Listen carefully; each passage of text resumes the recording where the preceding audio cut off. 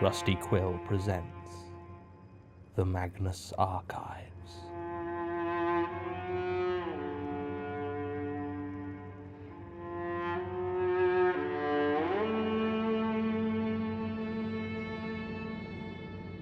Episode 60, The Observer Effect.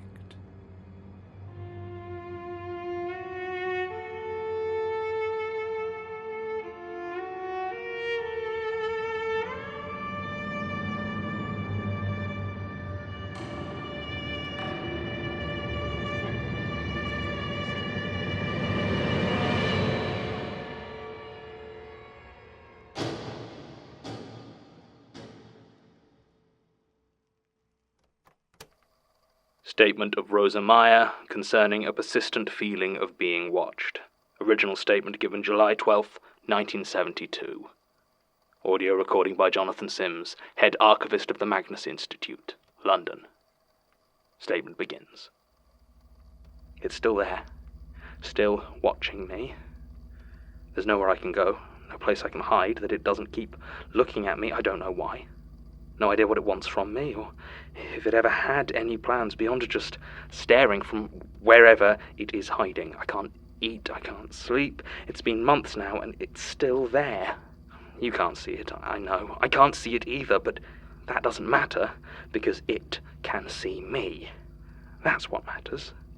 I can feel its gaze burrowing into the back of my neck. Does it hate me? Does it just want me to keep living in fear? I don't know why this is happening to me. At first, I thought it was a person, some stalker who just kept hiding. I had this thought that if I kept feeling something was watching me, then it must be a person doing it. There must be someone following me. It's not like I haven't had stalkers before. I started to scan the faces of everyone I passed, looking to see if I recognized them, if I'd seen them before anywhere. Did I recognize the man in the green overcoat from the bus this morning? Did that bike messenger loop around the road and pass me again? No, they never did. Never. No one was following me, but something was watching. It still is. The strange thing is, it's a feeling I should be used to. I've been watched by people for years. I present the Look East segment for BBC News almost every day. Well, I used to, and on the other end of that camera there were tens of thousands of people, but I never felt it from them. Sometimes, as I kept my eyes locked on that camera reeling off the latest string of burglaries, I'd try to feel it, try to imagine all the people seeing me, watching me. Even then, even when I was trying, it was never more than a dead, empty lens. Maybe it's just as well that I never felt it before. I lost my job within 2 weeks of this feeling coming over me. I couldn't concentrate. I couldn't look at the camera. I couldn't read the dead, empty words on the page. I ended up having something of an on-air breakdown. I guess it's lucky you're based in London, so you couldn't have seen it. I know the moment it started. Looking back, it all seems so arbitrary. Like a switch suddenly being clicked on, and all at once my life is destroyed. It was 3 months ago, in April. I was doing inventory for some of my brother's estate. It was largely up to me to take care of it after his death. My parents were taking it very hard and weren't well enough themselves to make the journey down to his small house in Southampton to try and organise his meagre possessions. I suppose I wasn't in a good place to begin with. You're not meant to die of a stroke that young.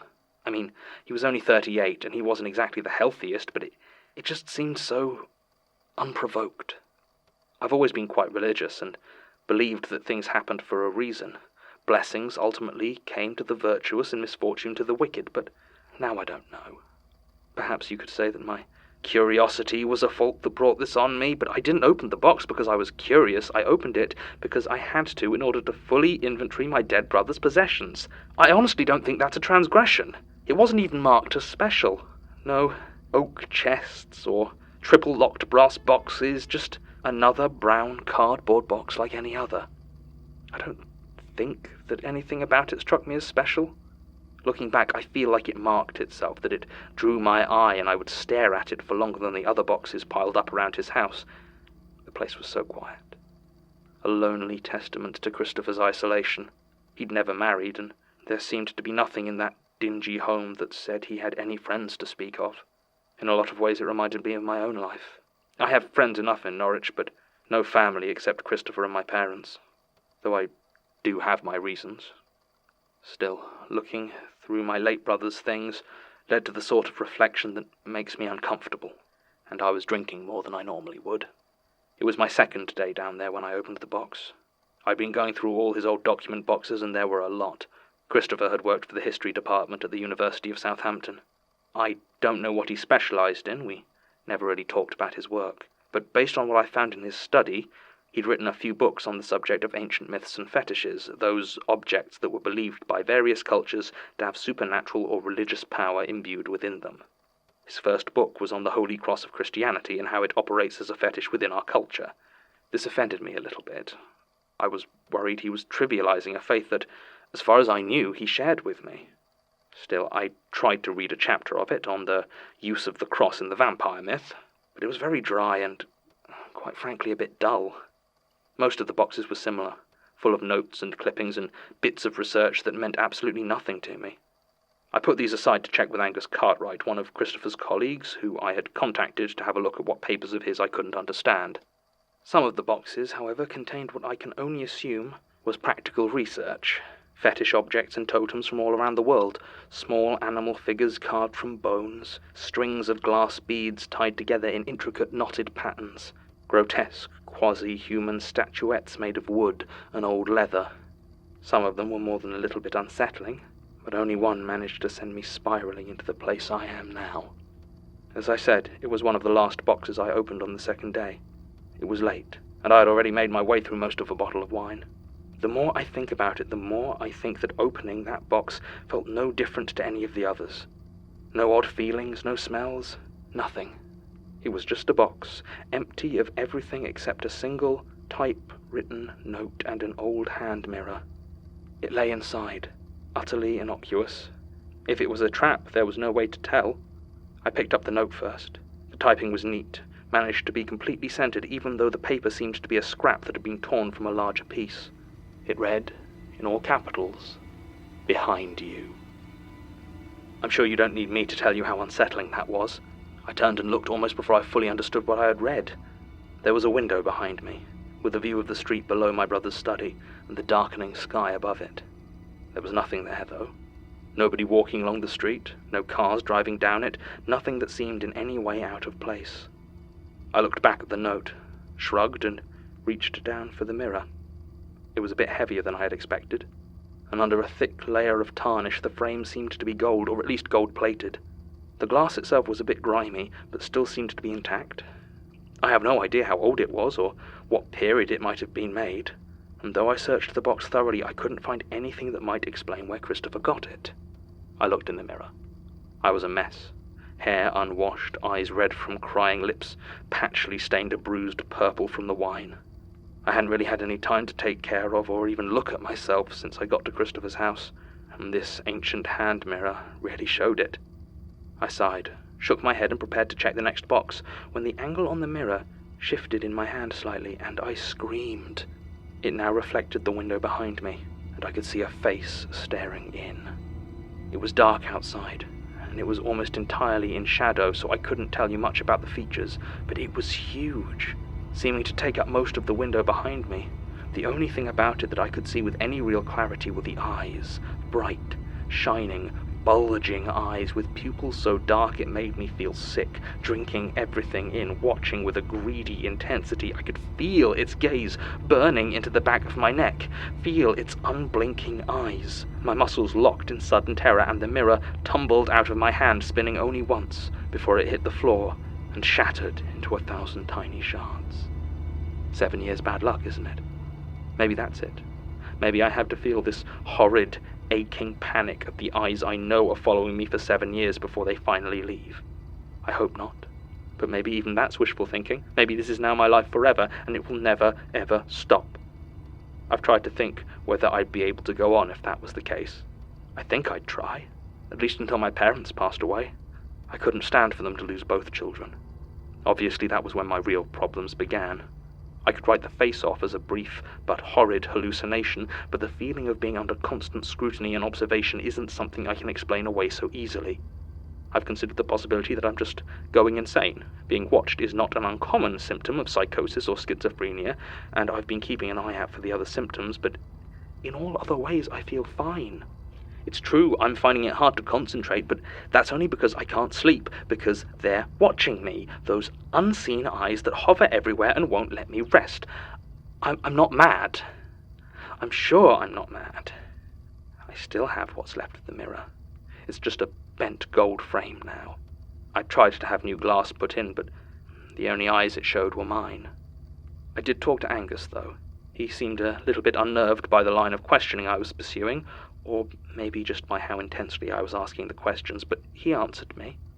He didn't recognize the mirror, but a few years ago, Christopher was looking into writing a book on the totems of what he called outer cults, small, organized groups of worshippers whose beliefs weren't simply deviations from paganism or other major religions, but seemed to focus on holy beings or concepts completely apart from what would be considered normal religious practice. Some seemed to have more in common with ancient shamanism than with organized hierarchical worship, and all were highly secretive. Christopher had apparently collected several artifacts considered holy by certain of these sects, though I could find no details among his documents. Angus couldn't be sure, but he believed that the mirror might have been one such object. Christopher had apparently abandoned the project about a year before his death, choosing instead to pursue a line of research into Inuit ceremonial carvings. And here's where we finally come to why I'm here, because Angus told me that my brother wasn't researching alone. He had apparently logged several trips to London in order to consult with your institute. I don't know why or what about, and no one here seems to be able or willing to help me find out, but he was here. I'm not going to rest until I find out why. Not that I could rest anyway. Those eyes still haunt my dreams and follow me through the waking world. Even here. Especially here. Statement ends. A bit of an odd one, this. The mid-late 20th century seems marginally better filed than most of the archives, so we haven't seen as many rogue statements cropping up from that period. Most of the details from Ms. Meyer's statement seem to check out. Sasha got a confirmation from the BBC that she had indeed been one of the anchors for the Look East Evening News between 1970 and 72, until she suffered a nervous breakdown and damaged several cameras in their Norwich studio. Martin's checking with the University of Southampton also seems to confirm the details of Christopher Meyer's life and death. I even tried to read one or two of his books, but they were a bit dry even for me, and didn't appear to have any particular relevance to the case. I've been unable to locate any evidence that he made use of the Institute's library or consultation services, but even these days those records aren't kept in as much detail as they really should be, so that doesn't necessarily mean he wasn't here. What's most interesting is what Tim found out about the final 2 decades of Ms. Meyer's life before she died in prison in 1993.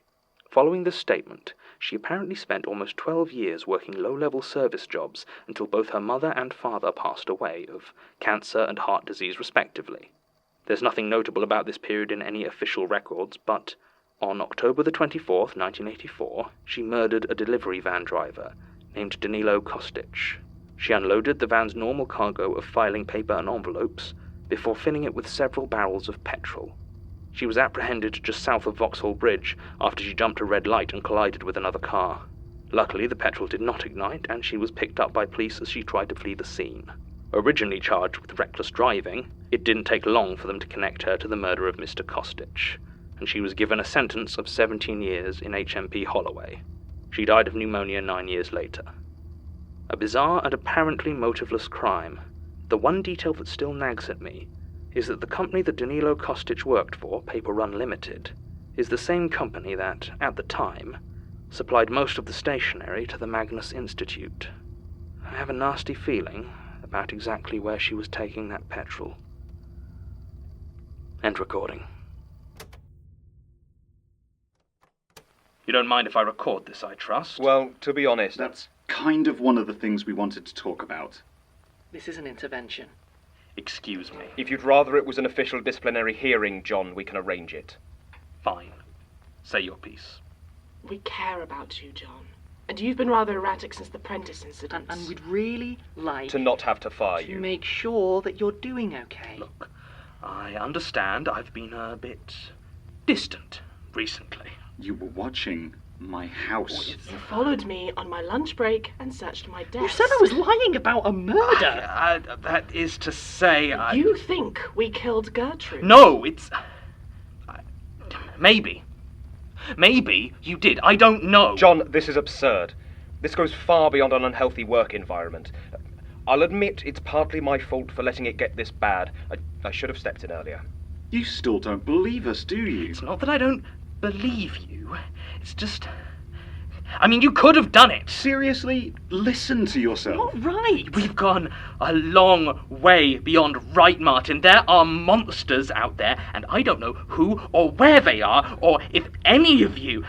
If you want me to trust you, then I'm sorry, but I need evidence. Here. And this is... A copy of all the CCTV from the week Gertrude disappeared. The police finally finished cleaning it up and examining it, and returned a copy. There aren't any cameras in the archive. But there are everywhere else, including all of the entrances into the archive, and across all of the feeds it provides a remarkably detailed account of all of our movements over that week, even yours. And you think this gives everyone an alibi? The police certainly do, but feel free to check it yourself. Thank you. I will. And let's have no more of this paranoia. I've been examining the CCTV feeds Elias gave me. It does seem to provide everyone with a solid alibi, and no one is seen entering or exiting the archives except Gertrude. At least not before Elias goes down and discovers the blood. Gertrude's own movements are somewhat erratic, and she seems to be in and out of the archives at all hours of the day and night. At some points looking rather dishevelled. That could stand closer scrutiny later, but for now I can't quite figure out whether this exoneration of my colleagues is more of a relief or a frustration. At the very least, it seems I have been rather unfair to them. I just hope they haven't entirely lost respect for me. One thing that does nothing to ease my mind, though, is the renewed significance this puts on the tunnels beneath the archive, as it seems more and more likely that whoever or whatever is living down there is the same thing that killed Gertrude. End supplemental.